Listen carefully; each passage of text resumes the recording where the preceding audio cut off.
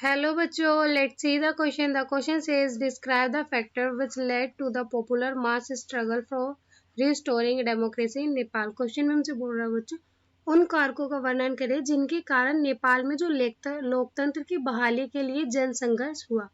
Key concept of this question is democracy. It is a form of government in which rulers are elected by the people. ये ऐसी form of government है बच्चों जिसमें जनता अपने शासक को खुद चुनती है. Nepal was one of the third wave countries that had won democracy in 1990. और बच्चों नेपाल तीसरी लहर वाले देशों में से एक था जिसने 1990 में लोकतंत्र जीता था. The factors which led to the second movement for democracy are, और वे कारक जिनके कारण के लिए दूसरा आंदोलन हुआ.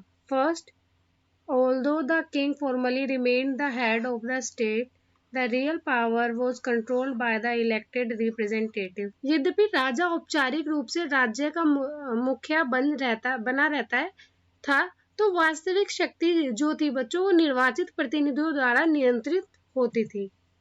Second, King Birendra exercised limitation power and accepted the transition from absolute monarchy to constitutional monarchy, but he was killed in mysterious masquerade of 2001. राजा बीरेंद्र ने जो बच्चों सीमित शक्ति का प्रयोग किया और स्वीकार किया कि जो पूर्ण राजाशाही से संवैधानिक राजतंत्र में संक्रमण हुआ, लेकिन जो 2001 में रहस्यमय हत्याकांड में उनकी मौत हो गई थी.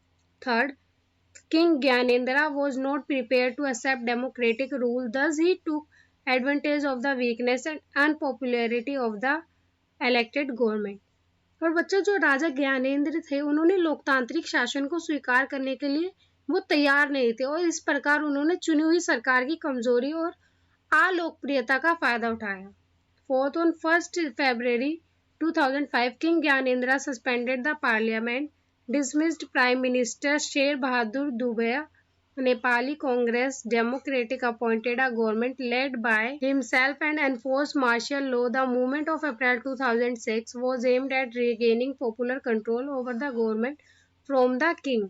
बच्चों जो 1 फरवरी 2005 को जो राजा ज्ञानेंद्र थे उन्होंने संसद को निलंबित कर दिया और जो प्रधानमंत्री शेर बहादुर देरुबा नेपाली कांग्रेस लोकतांत्रिक को बर्खास्त कर दिया और खुद के नेतृत्व में वाली सरकार नियुक्त की और उन्होंने मार्शल लॉ लागू किया. अप्रैल 2006 को आंदोलन का उद्देश्य राजा से सरकार पर लोकप्रिय नियंत्रण हासिल करना था.